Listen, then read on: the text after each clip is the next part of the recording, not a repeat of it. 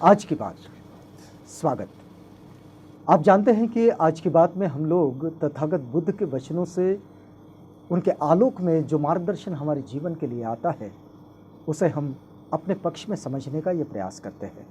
और इसी कड़ी में इस समय हमारे साथ बातचीत के लिए उपस्थित हैं धम्मचारी पद्मबोधि।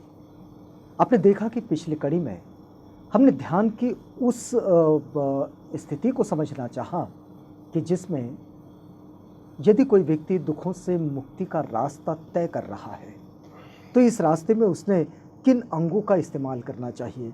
हमने कभी देखा कि कोई करुणा को अपने इस मुक्ति के राह पर चलने का आधार बना लेता है, कोई दान को आधार बनाता है, कोई शील को आधार बनाता है, लेकिन कोई ध्यान को भी, मेडिटेशन को भी, साधना को भी उसका आधार बनाता है। तो आइए आज समझेंगे कि धम्मचारी पद्मबोधि इस बात को कैसे समझाते हैं और कैसे समझते हैं। धम्मचारी पद्मबोधि, हमने जैसे पिछली कड़ी में बात की कि कोई व्यक्ति दुख मुक्ति का रास्ता चल रहा है और उसने अगर ध्यान का इस्तेमाल किया है तो आपने कहा कि ये प्रत्यक्ष मार्ग है, मतलब निब्बाण की राह चलने का। तो इसमें आपने कहा कि कोई आनापान की प्रैक्टिस करेगा तो कोई इसमें मेत्ता भावना की प्रैक्टिस करेगा, लेकिन हम ये पूरी बातचीत में देखते हैं कि मेत्ता भावना ये सभी भावनाओं में प्रथम स्थान के रूप में खड़ी होती है। कैसे समझेंगे कि आनापान जो है इसको प्रैक्टिसिंग करते करते लोग निब्बाण की राह चल लेंगे? भगवान बुद्ध ने स्वयं सतिपट्ठान सूत्र का उपदेश किया है जी। क्या हमारे दर्शकों के लिए हम सतिपट्ठान को थोड़ा विस्तार से समझें? सतिपट्ठान, सती का मतलब है स्मृति जी। स्मृति का विकास कैसे करें जी।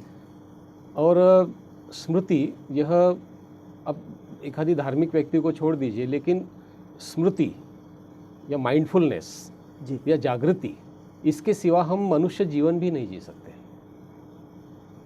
आप देखिए कि मोबाइल पे अगर मेमोरी निकाल दिए तो मोबाइल काम करना बंद कर देगा, या व्यक्ति को, किसी मनुष्य को अगर स्मृति भ्रंश हो गया तो क्या उसका जीना रहेगा?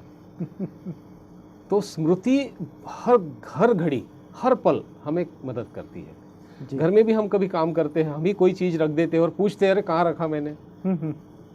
तो स्मृति के बिना जीवन दुखकारक हो जाता है, कष्टमय हो जाता है।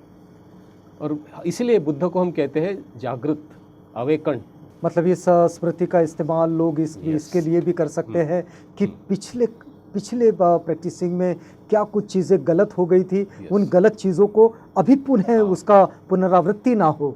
हम गलतियाँ क्यों करते हैं, हम क्यों चूकते हैं? क्योंकि हमें स्मरण नहीं रहता, हम स्मृति नहीं में नहीं रहे, हम विस्मृति में चले जाते हैं। अच्छा।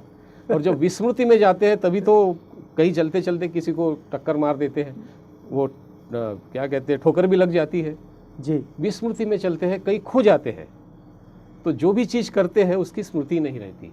और इसलिए अच्छा मनुष्य जीवन जीने के लिए स्मृति की नितांत आवश्यकता है, और अच्छा धम्म जीवन जीने के लिए भी स्मृति की आवश्यकता है। तो स्मृति नहीं रही तो हम शीलों का पालन भी नहीं कर पाएंगे ना। याद कैसे रहेगा कि मैंने पंचशील, मैं बौद्ध हूँ, यही तो भूल जाते हैं हम। मैंने पंचशीलों का पालन करना है।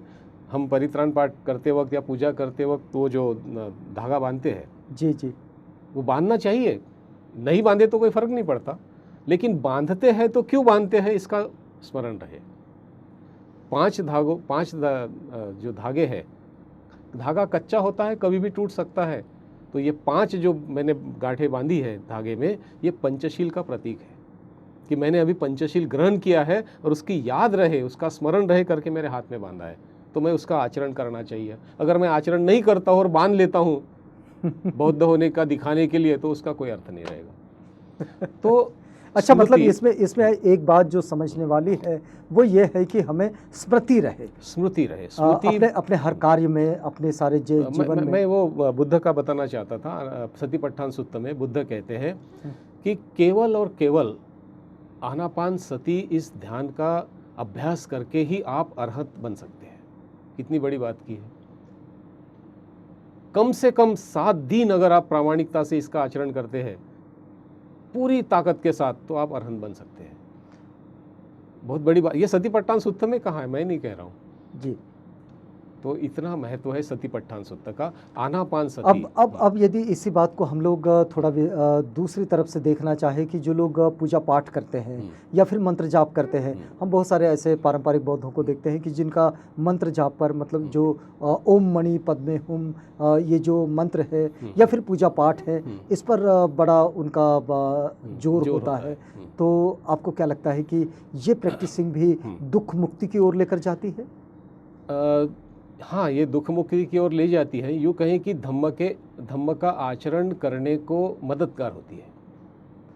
अभी मतलब मंत्र बताता हूँ, जैसे मंत्र का आपने उल्लेख किया, तो मंत्र यह जो शब्द है हम उस शब्दों में ना पढ़े जी, क्योंकि देखा जाए तो हम हिंदू धर्म का हम पर प्रभाव है और हमें लगता है कि मंत्र हो तो हिंदू ही हो, तो ऐसा नहीं है।